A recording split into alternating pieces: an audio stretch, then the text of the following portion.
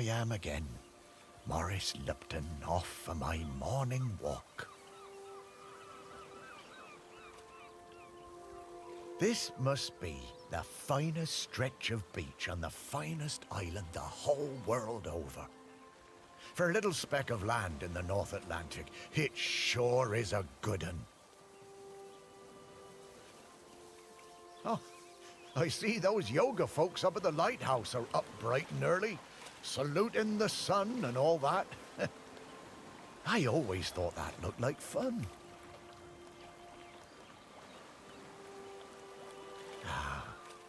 But this walk isn't the same without Sparky. She did love chasing that tennis ball. Oh, Sparky, I miss you, girl. The crater's definitely been smoking more than usual lately. That's funny, that, for a dormant volcano.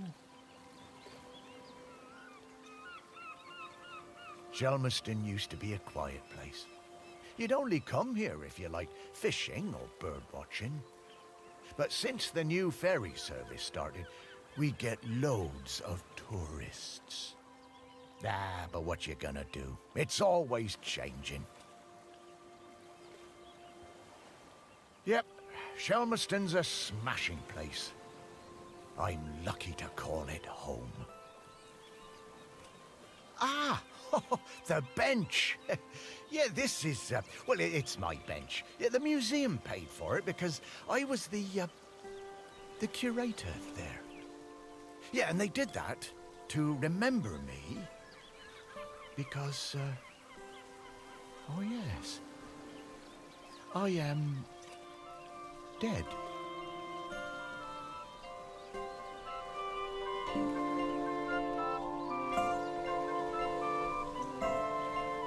It's been some adjustment, but not all bad.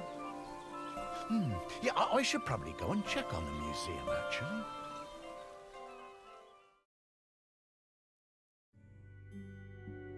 Yeah, I've been collecting the stories of Shelmerston for years now, here in my museum.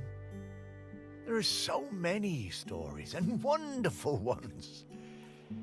The museum started off small, but just grew and grew. It's shut at the moment, of course. Not sure what's going to happen with it now that I'm no longer doing it. I do like coming back here, though.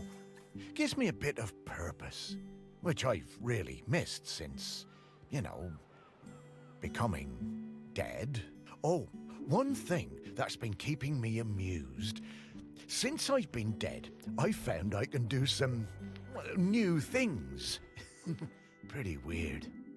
Yeah, I'm not sure what use it is, but it's been keeping me quite entertained. But the novelty's worn off.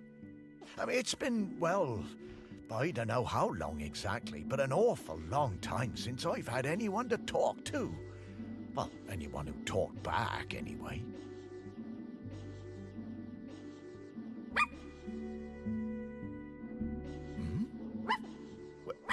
No, I couldn't. That sounds like Sparky. Is that you?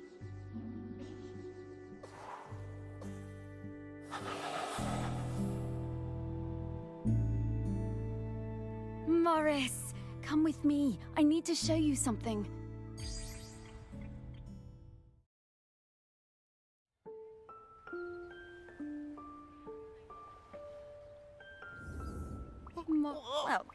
Well, sure. What is it? It's been so... Oh, wait. Mostly. The Wait. Take your... Yes! Oh, yeah, That's... Bad. Volk. Well... Oh. Ghost code. Right. Oh! Yes.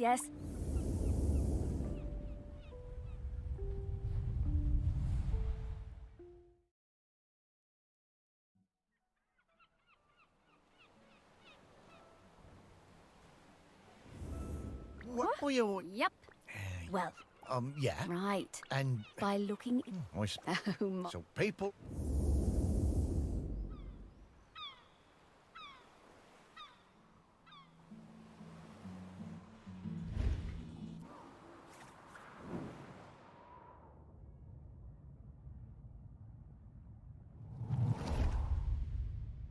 I was getting ready to lay my egg, but my nest needed that little something extra. I found the perfect thing. The human and that metal beast seemed quite agitated. I don't...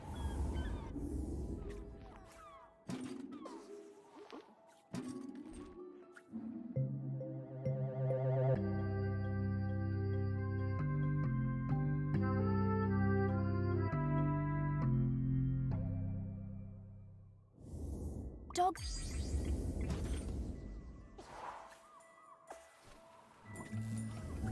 Hey.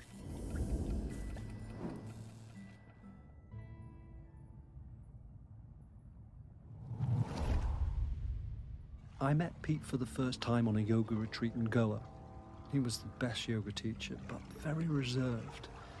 I noticed he had some army tattoos. I wanted to ask. When I got home, I looked him up. I couldn't believe it. He'd been with Special Forces in Helmand and was awarded a medal for bravery. Pete's unit had been in an ambush. He tried to save a colleague who was... I booked the retreat again the next year. I thought he was such an interesting bloke.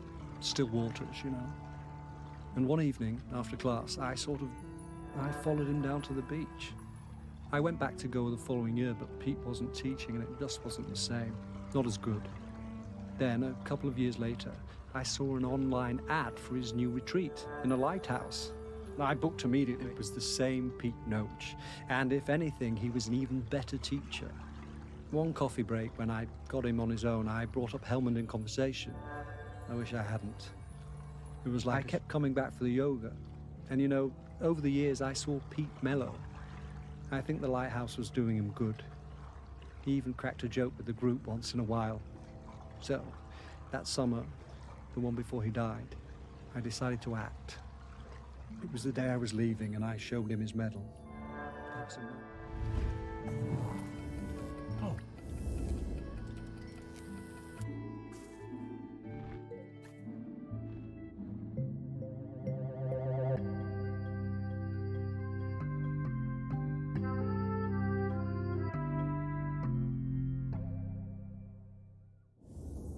This.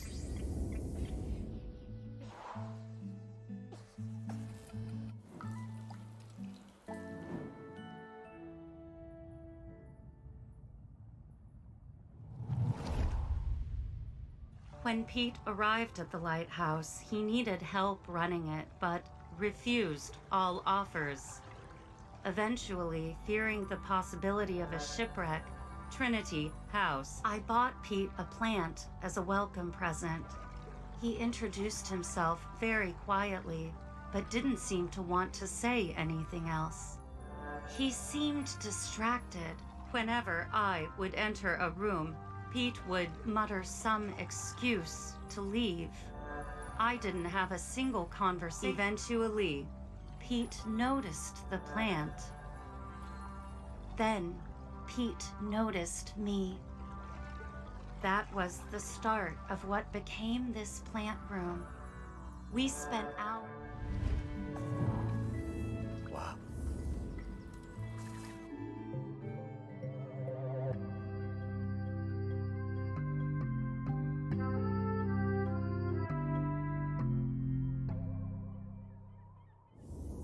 Ugh.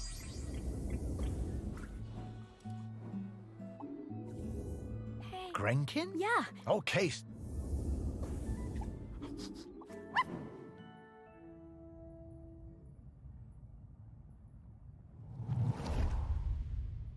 I just got divorced and really wanted to go on a golfing holiday, but my best mate Tammy somehow talked me into doing a yoga retreat instead.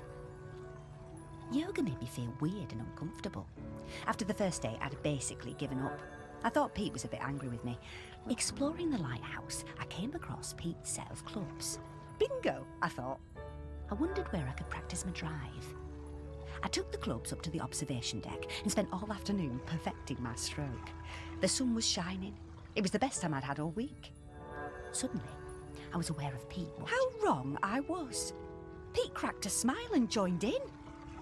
Every evening for the rest of that week, we were up on that observation deck, driving balls into the...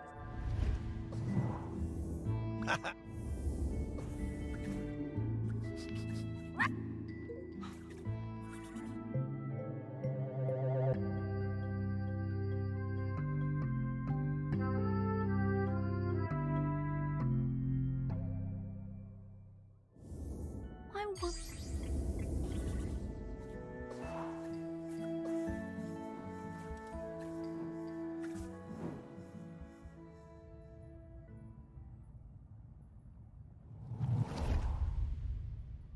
Pete was hard to read, you know? Strong, silent type. But you could tell he loved his collection of Buddhas. He said they were like fat little soldiers that kept him safe. To be honest, Pete was very protective about his collection. Hated people messing with them, even telling off Em when she was dusting them. One day, one of the Buddhas went missing. Pete was distraught. Not much affected him, so it was a shock for everyone to see how upset. All of us at the retreat spent the whole afternoon searching, but we never found it. To cheer him up, Em bought Pete a little toy robot. You could... Ah.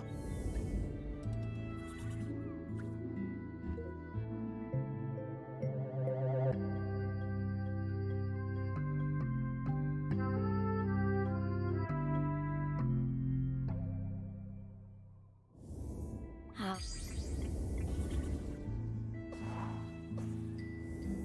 Oh, Well, oh.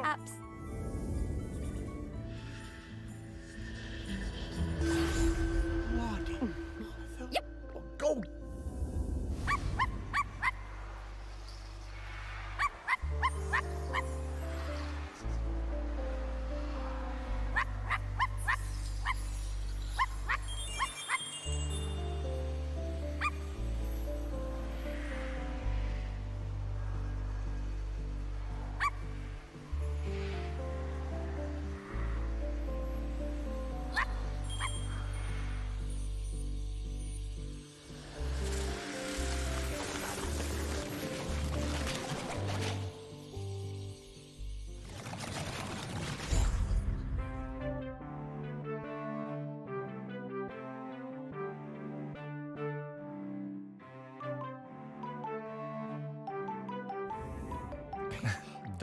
Yes. Oh.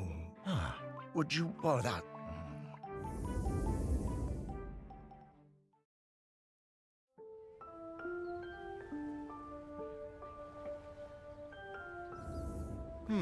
Hey, who was that? Oh, Oh, you... ah, yeah. Maybe. Oh, he spoke.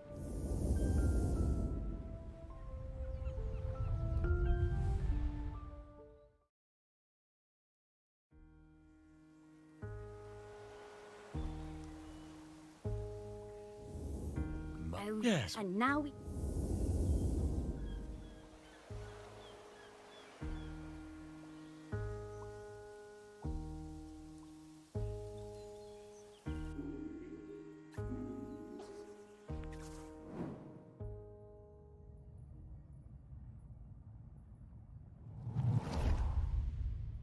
Gloves! I love them. I can't get enough gloves. I stole farmer's glove. I stole the fisherman's glove.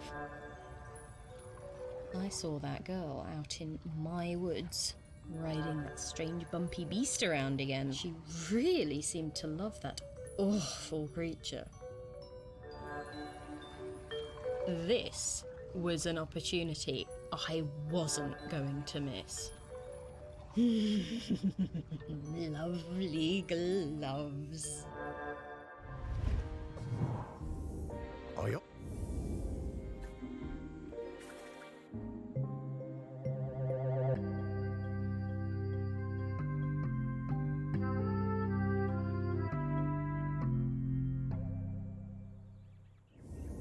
Hey.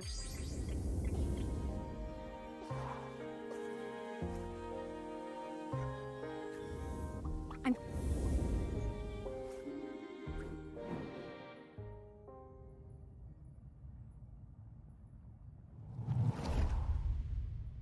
In the last summer, before our GCSEs, Val and me spent a lot of time together, usually wondering how we could get our hands on something to drink.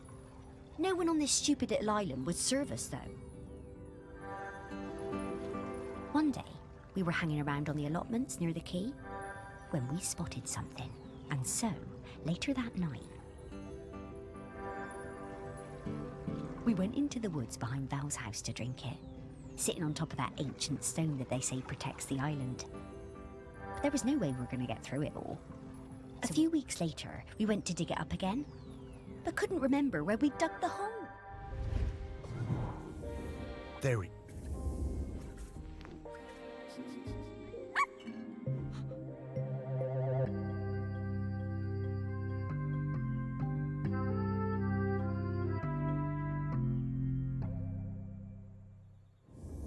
What?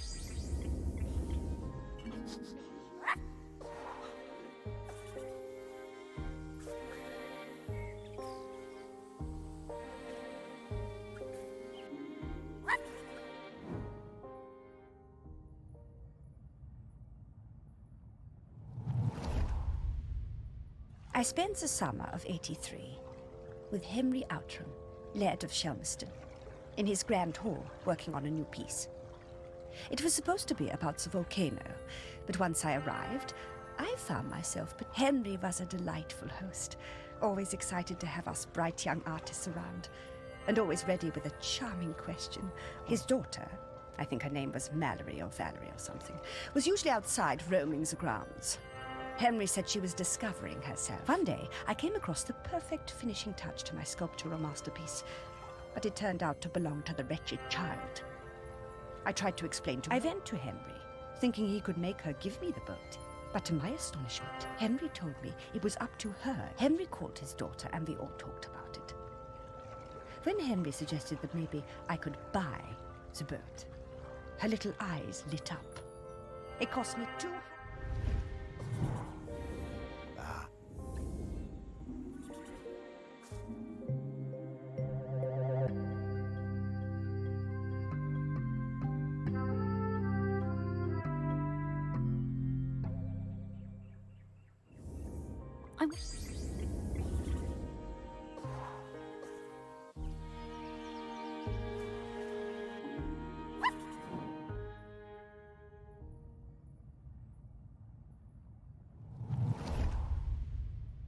After my wife Penny's death, I struggled to find ways to spend time with my daughter. It had hit us both hard, but, you know, stiff upper lip and all that. I always, looking for something we could do together, I bought Valerie a set of paints. But she never even opened them. I was cross at first, but asked myself, what would Penny do? Then one day I managed to talk her into coming into the park with me to paint some of the nature she loves so much. She wasn't very enthusiastic, but it was a disaster. Valerie simply didn't have the temperament for painting. She had a huge, silly tantrum and threw all the paint. I told her I wasn't having this kind of childish behavior, and I told her to stay in her room until she had calmed down. I wished Penny was.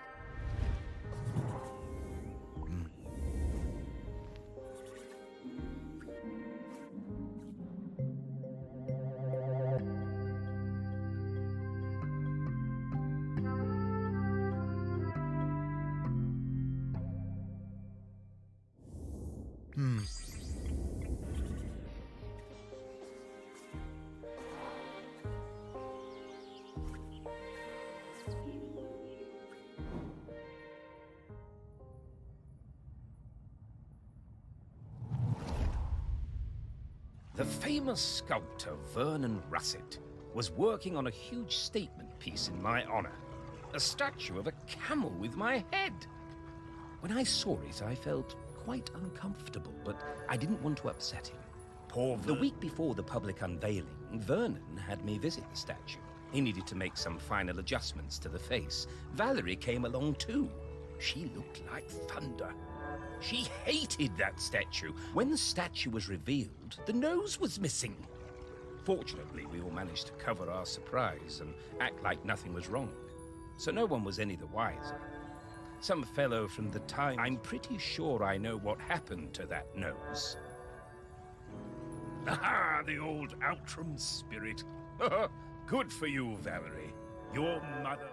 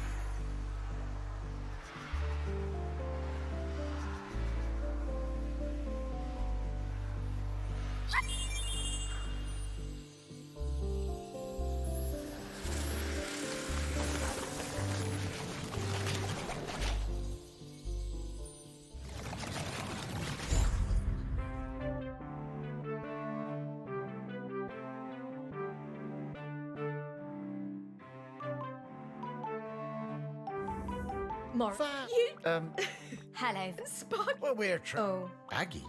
Ag. Oh, well. Oh, Mor. Oh. I'm flattered. Oh, Thank you. you too. Oh. Come back later. Oh. Goodbye.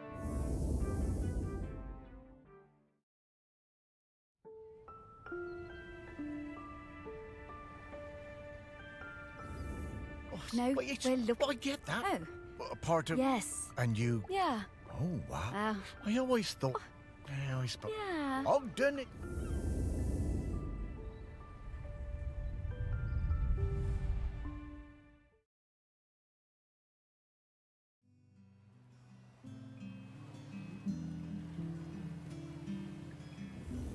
So, I suppose...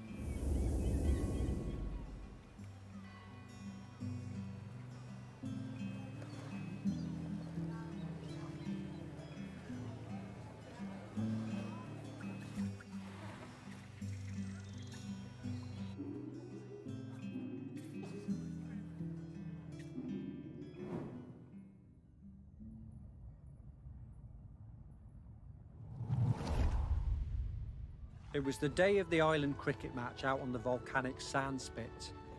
We had lost to Appledore for the past 3 years, and it was my first year as captain. I didn't want another loss on my watch.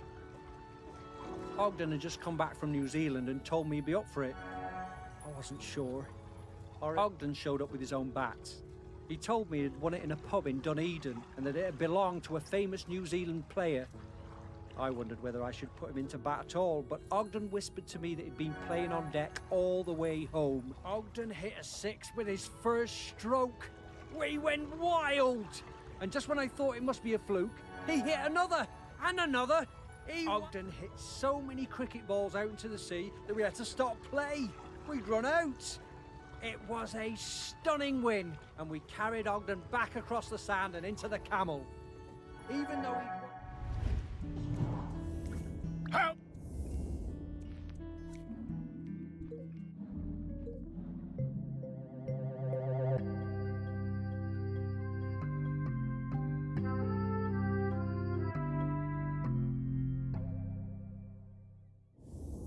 Hey.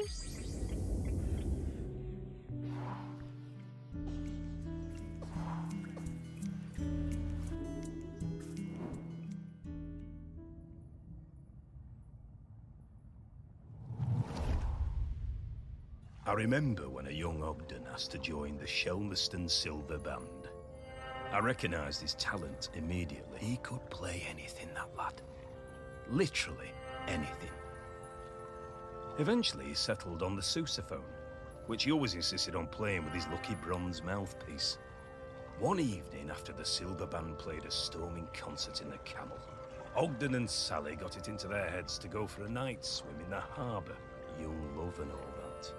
Ogden left his mouthpiece behind, and when we came back, it really rattled him. Ogden was worried he wouldn't be able to perform without it, but of course, next time we played, he was just as good as ever. He could play anything, that lad. Ogden. Ugh.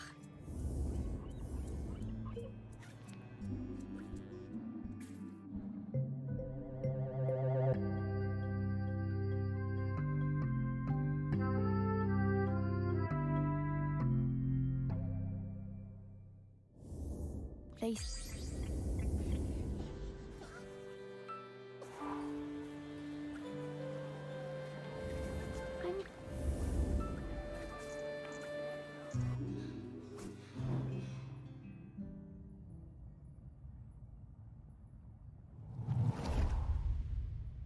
We were 14 when we started going out. Me and my friend Cassia had started a beach clean at the weekend, and Ogden turned up with his mate Godfrey.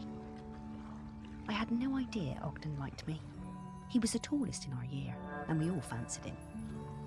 We'd been going out for a few years when I applied to Floristry College on the mainland. I didn't tell Ogden. I didn't believe I'd get in, and didn't want him to think I was trying to get away from him. Ogden, but I did get in, and he was gutted. I felt terrible. I didn't want to hurt Ogden. He said he didn't mind, but I could see he was covering. My last week on Shelmerston was really hard. Finally, on my last night, I made a decision. I would take an apprenticeship at the garden centre on the island instead, so we could stay together. It felt like the right thing to do, but when I opened the door the next day, I found Ogden's sousaphone left on the doorstep. I was terrified. I ran down to his house, my heart in my mouth. His mum, she never did like me, was a little bit smug.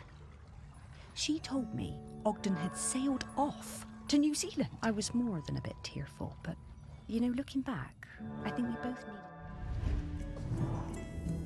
I spent...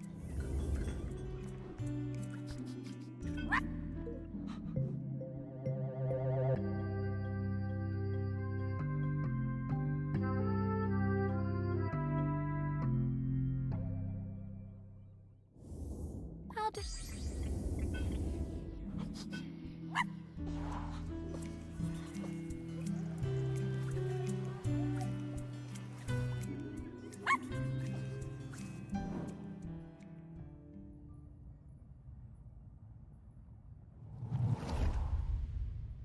I remember we was walking home from school, a bunch of us, and I told him my granddad said the lad had a live bat. Everyone laughed, but I told them it was true. Ogden didn't believe me. Someone would have seen it. He dared me to climb in and prove it.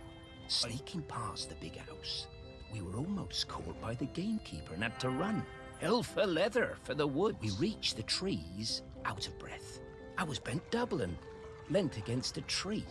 Ogden had better breath control and he recovered quickly. He saw it first.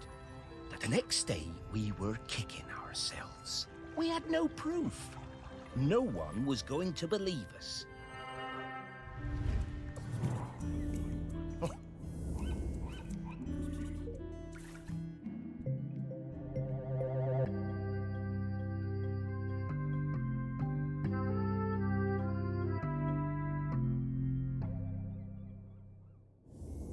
Cam...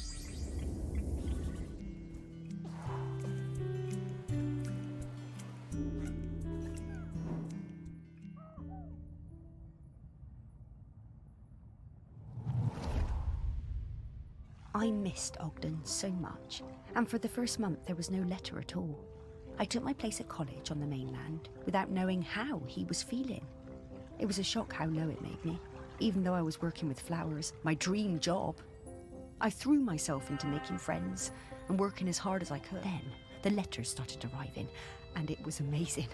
Each one came with a penny from a different country. One from Valparaiso, another from Dakar. I wrote back and told Ogden about my course, trips to Kew Gardens, which were amazing. And Ogden told me about his voyage, watching dolphins and flying fish, crossing the equator. When he arrived in Christchurch, he'd send me flowers pressed in his letters. I sent him a shell from home, and then he sent me a New Zealand halfpenny. It was my favourite. I came back to the island, and when my father died, I opened up my own florist shop on the quay. I tucked the halfpenny under the front step for luck, polished up Ogden's sousaphone and put it in the window. One day, Ogden showed up at the shop, completely out of the blue. He told me there was nowhere like Shelmerston, and no one like me. The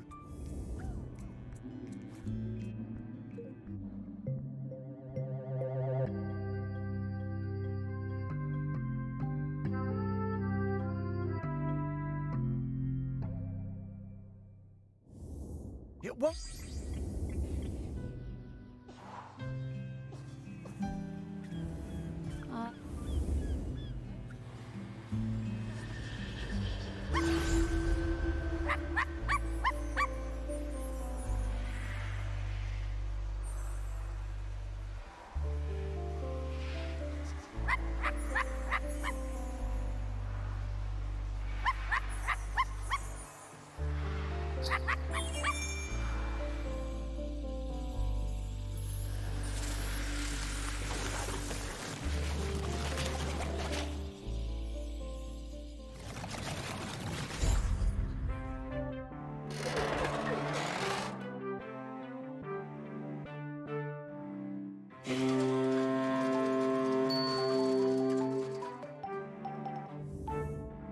Have a well. Ah, yes. Oh, Are you sure? I know. Yes, I.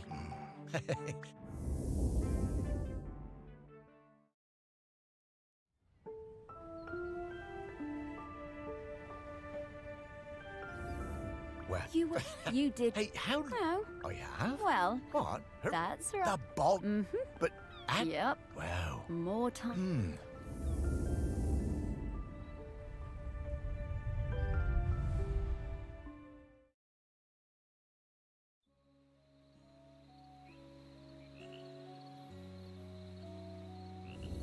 The one? Oh. Yes. Yeah, I always. Eh, Me-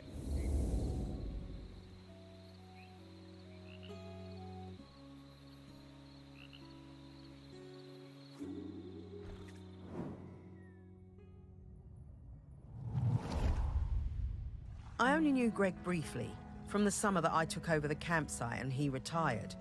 He seemed harmless enough, if a bit strange, living in that nasty little caravan. As part of his official handover process, he gave me a big box of rule books that I was apparently supposed to give every... I couldn't believe them. The amount of inches apart each tent had to be, the angle of pitch, permitted colours of no skipping ropes, marbles, conkers or throwing games, no singing with hand drums. I built a huge fire on the beach, invited the whole site for a big party and burned the lot.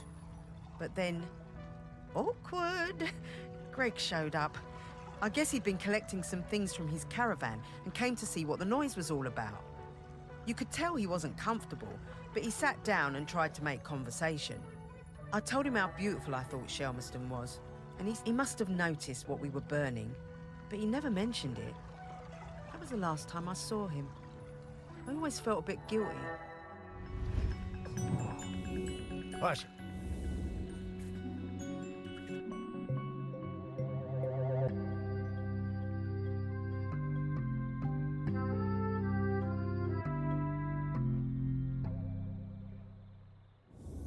What's the?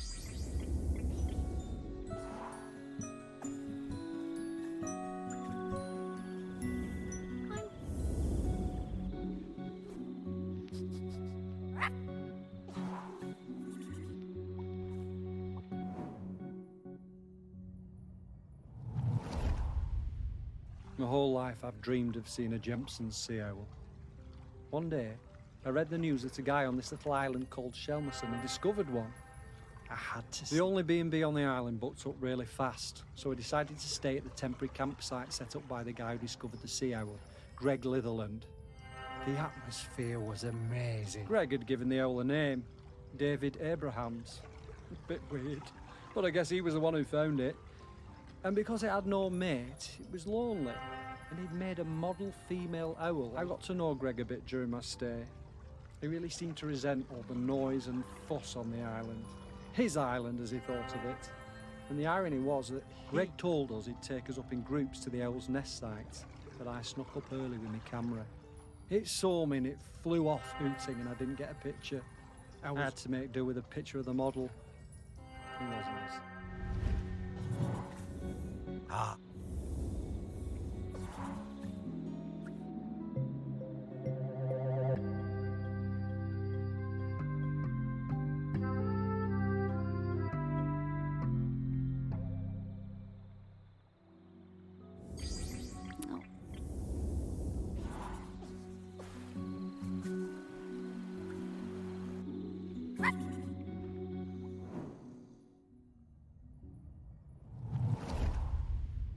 I love camping. We've come to Shelmerston every summer with the kids for years. Okay, our tent is a bit bright, but that means that Greg seemed angry about everything this year. He told us our tent was outside of the regulation colours, and being around the kids seemed to really upset him. One day, Greg confiscated my little one's kite. He was terrifying. We still sometimes get nightmares about it. When I saw Greg put the whistle down, I pinched it and took out the pea. You know, the thing that makes the noise. I threw that pea somewhere Greg would never find it. You should have seen his face when he blew his whistle. Oil.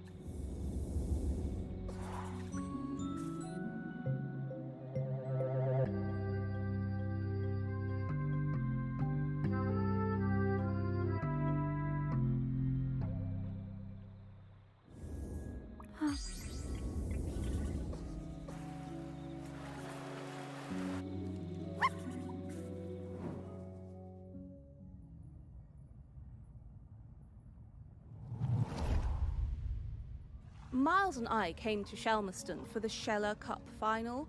Miles was the world champion for ages. Greg, the campsite manager, was a huge Sheller fan. Miles was up early every morning training for the big race. Greg would always be lurking in the background, taking photos. It became rather annoying. How many photos did he need? Oh God, and one time he turned up at our barbecue and wouldn't leave. So, race day arrives and Greg is there with his camera, of course, getting in everyone's way. So Greg leans out into the track as the pack came past, and Miles goes crashing right into Greg. Total disaster. Miles goes down and Quasi flies past him to win the race. Miles was absolutely gutted. Later that night, all us Shellers were on our way back from the pub, and we heard Greg outside his caravan, just sat by himself, crying. Miles, he was such a good sport. So then Greg came back and hung out with us, brought his camera and showed us all his Sheller race photos. You know, that guy was actually a pretty great photographer. Shh.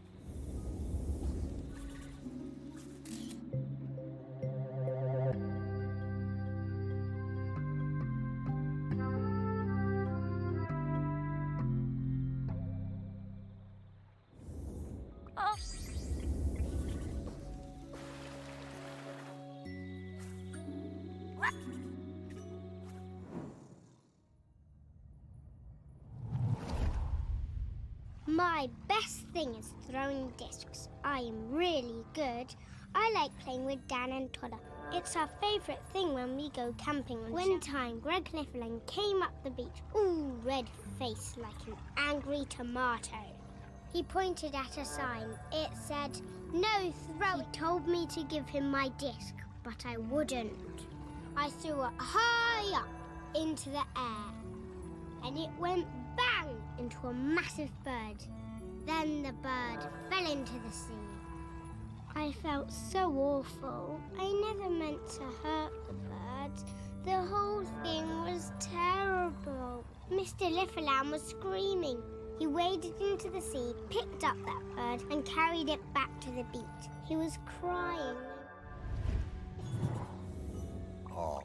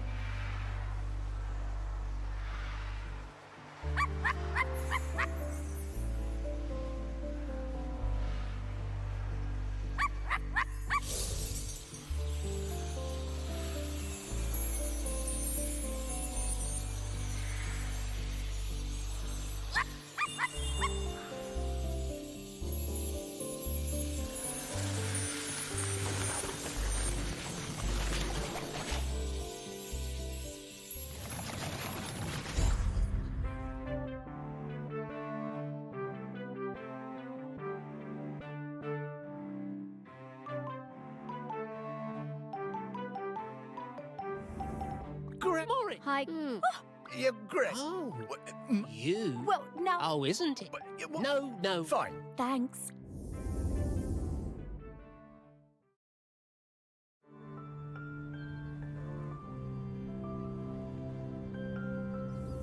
Yes, Don't. he's Yes. really. No. Hey, Well, Aggie. no time to. Well, So.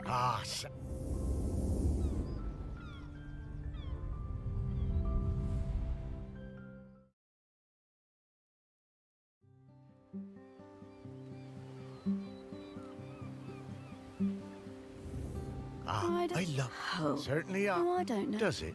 Oh, Yes. not.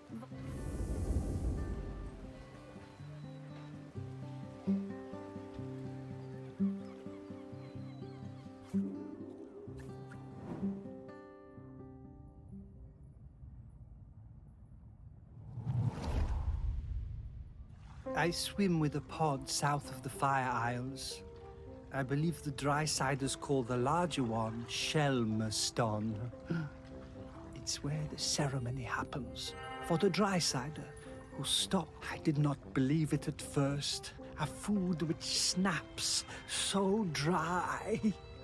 Then one morning at sunup, I followed the ship and caught a blackened slice as it arced into the water. This was I saw Samphire on the dry side and came up out of the sea to ask them for toast.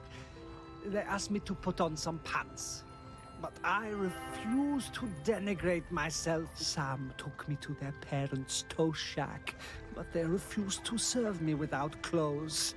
They also told me that my shiny coins were unsuitable, too old.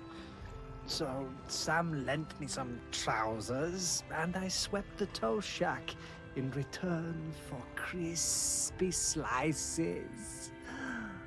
Sam taught me some of the ways of the dry. I spend my nights swimming through the black waters of the deepest ocean trenches. By day, I come up onto quayside. Oh.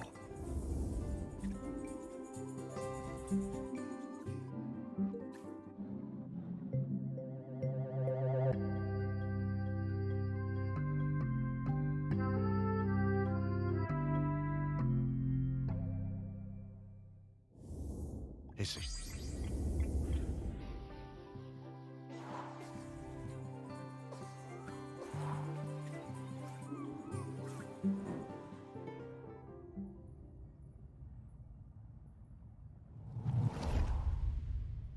It was the 6th summer after I spawned that I went to my first Aggi's Day ceremony. You know, Aggi, the dry-sider who saved the world from cracking in two.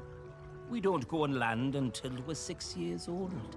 It's all swimming, wafting around. It was so loud and hot out there, all that shell blowing. I was bored, and my body felt dry and heavy. I was too young, really. There were souvenir stalls selling bracelets with little stones of polish. Sam saw I was fed up.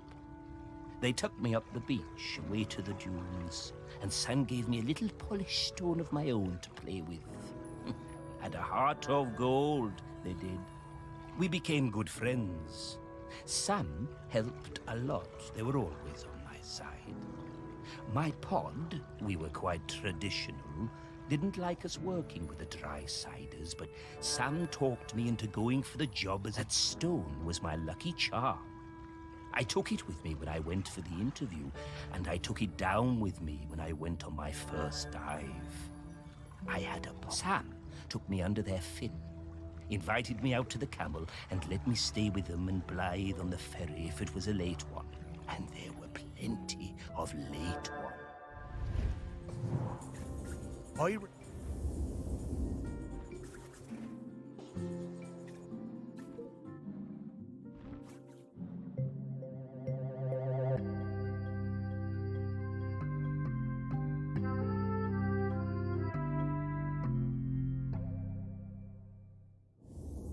Oh.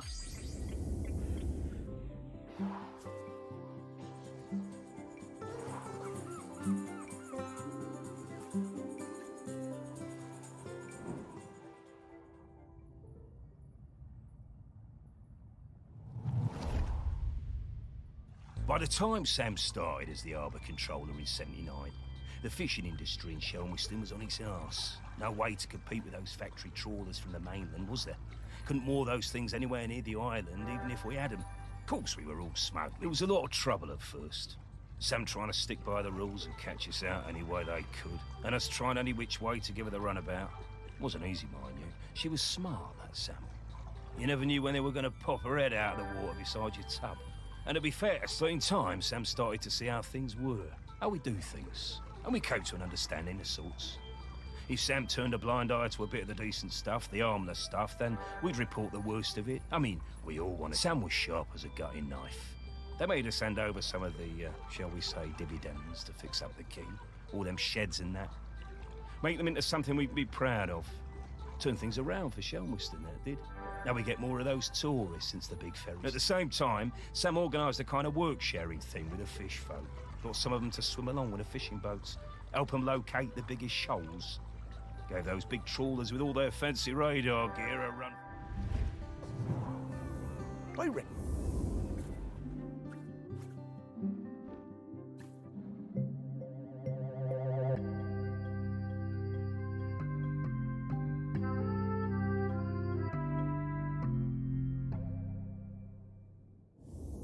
Ah.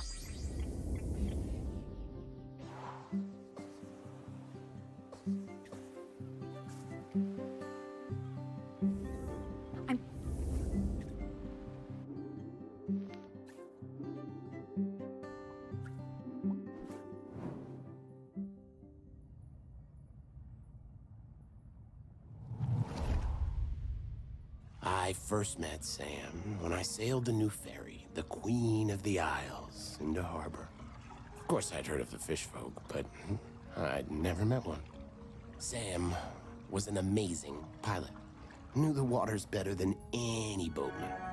It was strange. Next time I was in Shelmiston, we went for a drink at the Camel.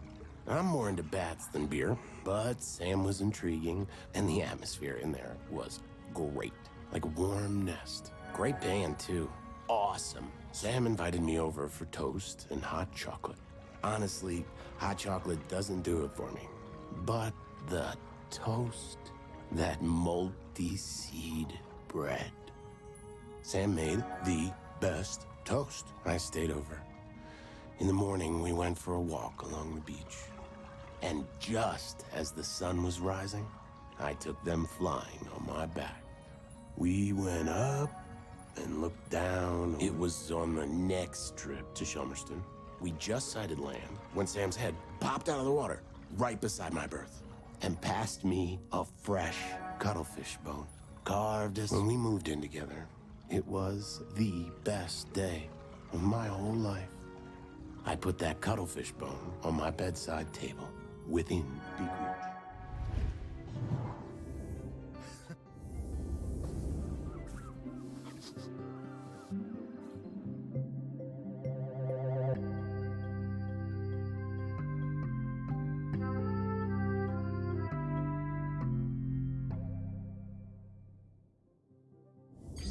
Ah.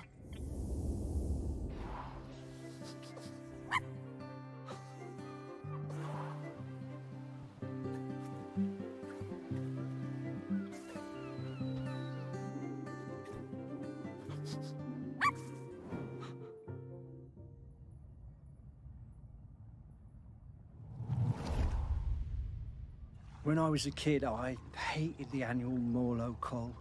I was kept away and found excuses not to be there. Then, age 10, my dad marched me down to the beach with other men and put a knife in my hand. It was the worst day of my life, but you grow up, don't you? I never felt it right that we was killing Morlows, but what could I do about it? I was just a fisherman. One day I see Samfire. I went along to that first meeting at the campsite. Greg Litherland was one of the other organisers. It was beautiful. So much hope around that campfire. When I spoke about the pain of them all, me, Sam and Greg held regular events to raise funds for badges and patches. I was proud to wear mine on me best. There was quite a rift between us and the old guard. They felt the ban was an attack on our ways. Sam and me took a load of the fishermen out for a beer, and Sam made them listen. They really respect. By 87, we finally felt like we had enough support to push for change. So the week before the Morlow showed up, we organised a mass dying on the beach. There were loads of us lying down on that sand. Islanders, fishermen, fish folk all together. I'm...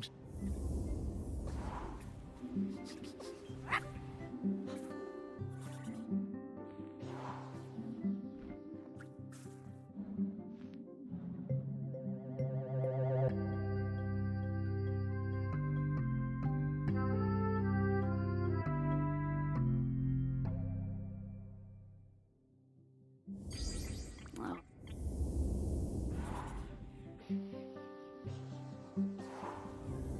Ooh.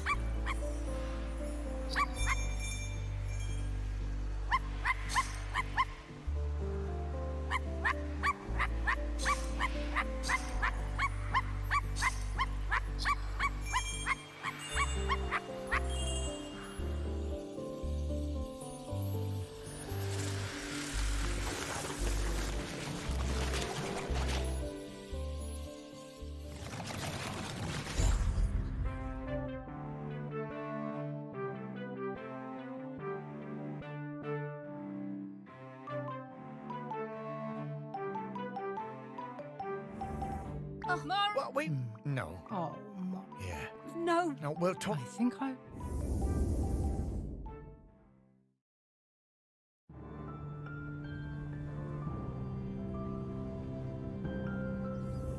Okay, No. no. No, it's... That's not true. No, it is. Morris, I'm... Then... I am... Right. And Oh, I'm... all right. Aggie. Aggie? She is. Back to you.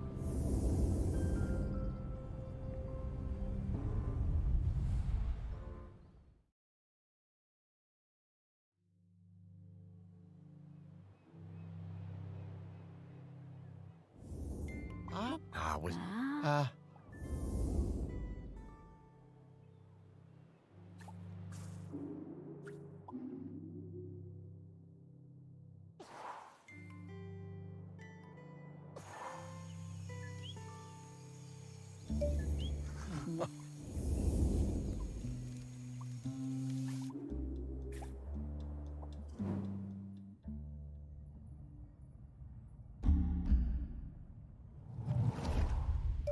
It was the worst night in the world when Aggie was born. It began in the old village, the one swept away by the rivers of fire. The ground shook and the earth split open and spat sparks. The sun hid. I thought we would all die. Everyone washed in the burning orange death. And Aggie's mother, howling with the pain of the child, came. We made it as far as the cliff top by the sea. The mountain was still roaring and roaring. The rock ran in rivers toward the sea. The air smelled of death. But Aggie was perfect. Small and angry, her tiny fists pummeling the air. I used my knife. We chose a spot for the new village, closer to the beach. The burning rivers cooled to pumice and black cloud. I made sure everyone knew that a life that began in this way would be special. Not everyone believed. No, Okay,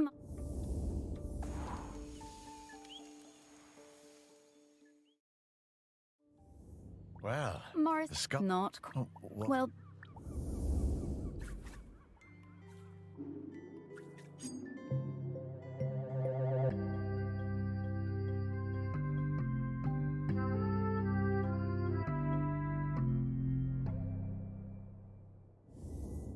There is...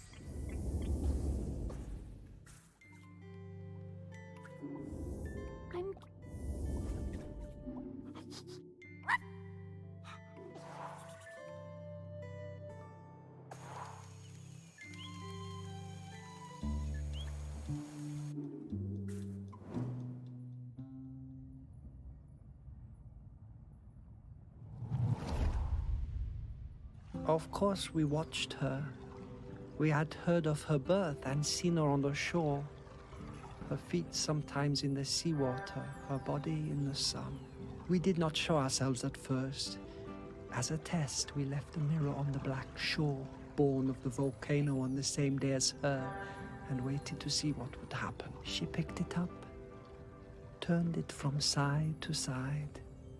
She took it home. The next time I saw her, I introduced myself. We sang together, and I showed her how the mirror worked. How if you emptied your mind and thought of air and light and sea, you would see things. She saw a girl, her own daughter not yet born, as leader of the dry folk. I told Aggi to keep on gazing. Oh!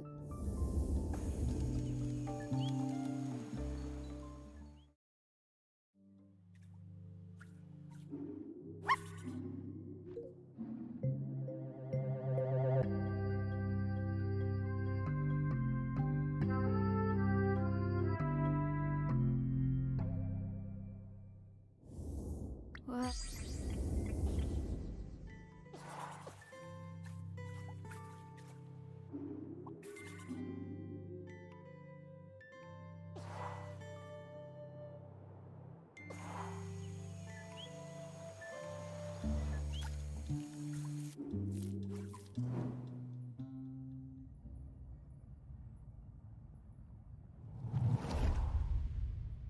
I was always fearless.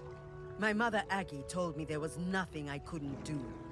With Otsul and without, I hunted the deer in the woods and the hares on the mountain, all before. And younger still. One time Aggi had me knock her tooth out when she was in terrible pain. I didn't mind even when the spears and knives were my nature. Death and courage were my meat and drink. I knew about Aggi's mirror, of course. But when Aggi warned us the mauler was sick and there would be fewer calves for the following years, none of us listened. It was to be my first cull. I wanted them. She came to the beach after the Molo slaughter, her hair wild, eyes burning with fury, raged and shouted like a woman out of her mind. "We had killed too many," she said. Then she left the village, as Otsul marked me with oil and blood. I did not mourn my mother leaving. I was young and foolish, and the sight of her ashamed. Aggi must...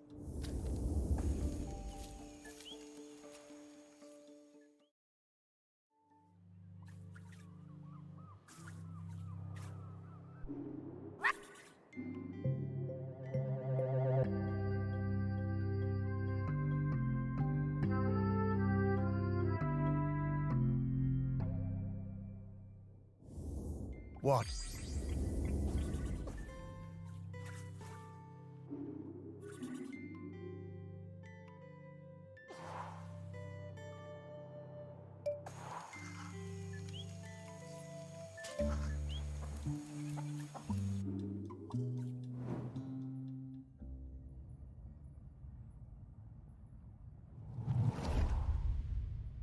She was alone, and I would bring her food sometimes, samphire and sea urchins. She would make dry food and we would eat it together. Textures unlike any we knew. We would sing together, make tea together. We became her family, the dry folk. She had a companion for a few seasons, a hind, who came down from the mountain and slept at her fire. And then, for a few more, one night we all felt it. Those of us in the water and those above. The island waking, rumbling. I found Aggi awake, tending her fire, unsleeping, unresting, staring into her mirror. She told me she'd seen the island sinking into orange fire and boiling sea, lost forever above. And Aggi went to the shore and blew the sinistral shell, calling our people up from the water. Aggi sang for them, the oldest song, and we spoke for some time. That night, the sea, as the dawn approached, Aggi left the beach to return to her people, to tell them We have.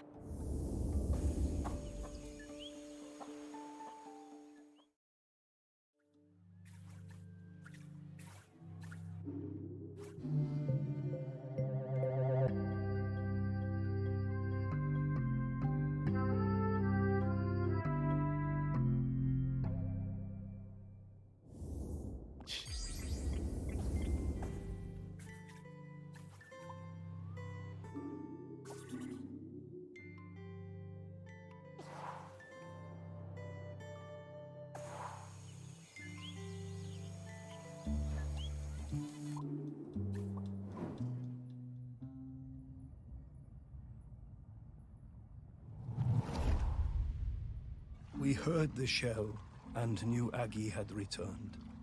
Ibni was the leader then. It had taken many seasons, more than we would have liked, but there were finally enough Morlocks. Some of the younger ones didn't know Aggi and didn't want to hear her. Called her a moon-shotten crone, but Ibni looked in her mother's face and saw the truth of it. The end would come. The earth was ground. But Aggi brought us the answer. She would give herself to the island. Ibni's voice shook. Surely a deer or a goat would be enough. The year's finest, blackest calf. Aggi cast. I offered my blade, but Aggi turned me away. She took her knife that had cut her own cord the night the volcano last erupted and wrapped Ibni's fingers tight around the bone hilt. It must be you, Ibni, she said. And it must be now. Aggi embraced her daughter. Ibni whispered something, but I could not catch the words. Both women's faces shone with tears. Aggi sat on the ceremonial stone. Aggi delivered her final message. She told us her body must not be burned or given to the sea, but lain in the earth of the island beneath the mountain. Ibni was shaking, and then I realized it was not just Ibni. As Aggi took Ibni's hand and guided the knife to her side, we saw the fish folk rising from the sea, hundreds of them, so many. Aggi was quiet the whole time, but Ibni cried out. A sound of longing and hurting from her heart like I had never heard. Then she fell silent, and as Aggi's life poured from her body, the eye wept then, in sorrow and relief. Then the fish folk were among us, countless, numberless. One embraced Ibni, holding her up as it seemed her own legs might give way. When the sun came up that day, land and sea folk stood together. Ibni and the fish folk took Aggi up onto the mountain. They laid her in the peat alongside the knife, and all the Ibni watched over Aggi for days afterwards. Before she was covered, she placed a sacred carved stone, Aggi's beloved hair, inside her mother's mouth. Oh.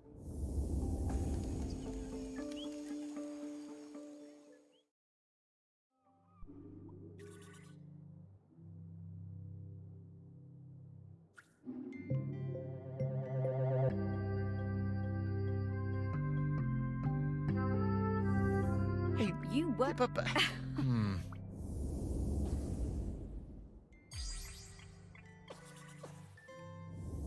Oh, But- Aggi, you are. Yeah. Hey,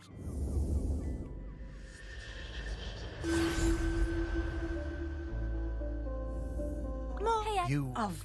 Come.